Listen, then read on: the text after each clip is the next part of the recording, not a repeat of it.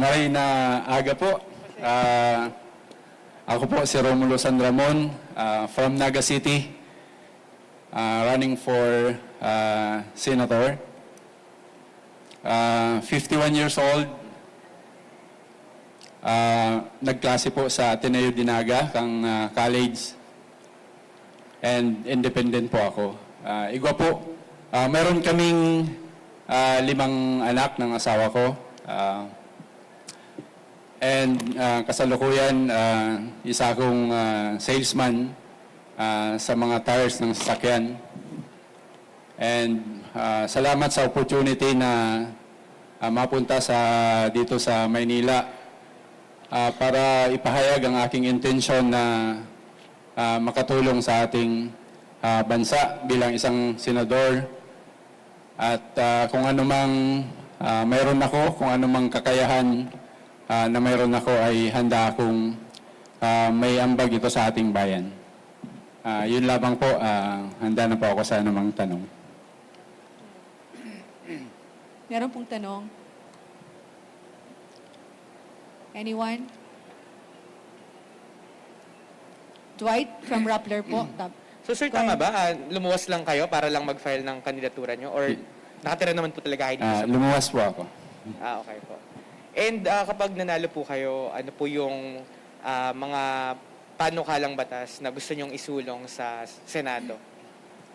Ako po ay working student since grade 5. Grade 5 to grade 6 high school to college. Working student na po ako. Alam ko po na mahalaga yung education. Malaking pag-asa ng isang tao na may angat ang kanyang pamumuhay kasama ng kanyang pamilya kung siya po ay nakapag-aral. So mahalaga po sa akin na matutukan yung education. Kahit meron na po tayong mga government colleges, state colleges, alam ko po na marami pa ding hindi nakapag-aral. Hindi lang po college nagsisimula yung pag-aaral. Kailangan magsimula yan sa elementary, kinder sa elementary hanggang high school. Pag hindi natin nasimulan sa elementary na maayos yung kanyang nutrition, maayos yung kanyang interest sa pag-aaral, hindi natin naasahan na darating siya ng high school at ng college. So magsisimula talaga sa family. Kung paano may capacity yung nanay at tatay na alagaan ang kanyang mga anak, mapakain ng maayos, masimulang mapag-aral sa elementary. Alam ko yung mga elementary at high school ay may mga free tuition pa yan. Pero kahit free tuition pa yan, hindi siya pwedeng makapunta sa paaralan na hindi siya kumain.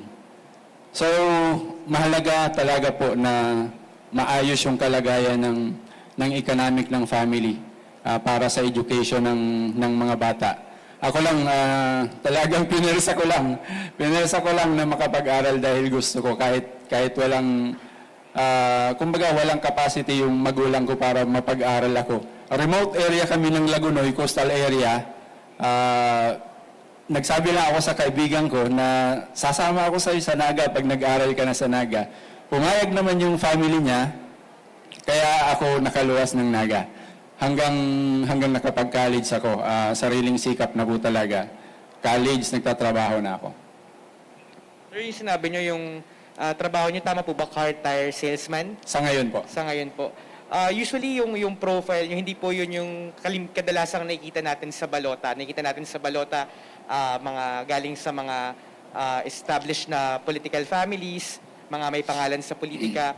Bakit po importante sa inyong lumuwas kayo ng Maynila para maghain ng kandidatura at itapon yung sarili ninyo sa halalan sa pagkasenador? Given na parang the reality is you might be at a disadvantage. Tama po yun, napagandang tanong yun. Sabi ko 51 years old na ako. Hindi ko alam kung, di ba, yung buhay natin, hindi natin masasabi kung aabot tayo ng 80 years old or 90. Sabi ko, marami nang nagagawa yung ating mga mga minamahal na mga senador at mga nanunungkulan sa ating bansa, marami ng pagbabago sa ating bansa, marami ng progress. At ako ay humahanga sa ating mga senador na nakaupo na nung araw pa, panahon pa ni Senator Raul Roco. Mga hinahangaan ko po sila na magpalakad ng ating bansa.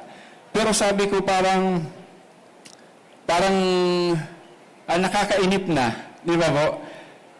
Every 3 years nakaka-witness tayo ng mga bagong halal. May mga dating senador na nahalal uli na magagaling. Diyan ang halos tumanda. Pero andun pa din yung problema natin sa ating bansa, andyan pa din. Di ko alam yung data ng mga nakaraan, pero recently, 18% of the population namumuhay below poverty. So about 20 million ng ating mga kababayan ay namumuhay pa din po sa kahirapan. With our senators na magagaling. Sabi ko, siguro panahon para mayroong ibang pwedeng makialam. Baka mayroon akong maidagdag na hindi nila alam. Di ba? Matagal na silang humahawak ng gobyerno, pero patuloy pa rin na andyan yung the same problem na mayroon tayo. Siguro 100 years ago, 50 years ago, ay the same problem na andyan yung poverty, andyan yung unemployment, andyan yung maraming hindi nakakapag-aral, andyan yung problema sa drug addiction at iba pa. Maaring mayroon tayong maiambag sa community na makakatulong sa ating mga kasalukuyang magagaling nakaupo bilang mga senador. Yun lamang po ang aking hangad na sa nalalaman ko at sa humble na pinagdaanan ko, naniniwala ako na mayroon akong pwedeng i-contribute. Thank you. One last question. Ikaw? Okay. Meron pa po magtatanong. Okay, Nanoy. Thank you po. Maraming salamat.